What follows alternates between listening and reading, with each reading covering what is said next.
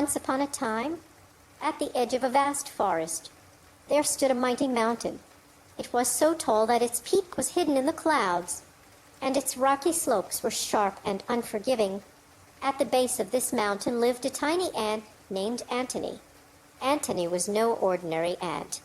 He dreamed of reaching the top of the mountain, a place no ant had ever dared to go. The other ants laughed at him. "You are too small," they said. "The mountain is too steep," they warned. "You will never make it," they insisted. But Antony was not discouraged. He packed a crumb of bread for the journey and set off at dawn. His climb was slow. He had to navigate cracks, dodge falling pebbles, and endure sudden gusts of wind. Each time he slipped, he dusted himself off and tried again. Days turned into weeks.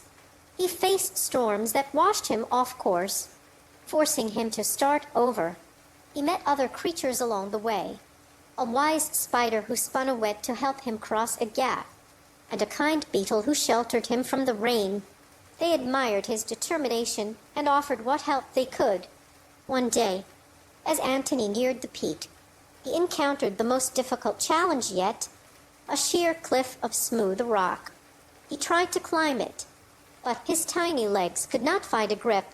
Exhausted, he nearly gave up, but then he remembered the words his grandmother once told him.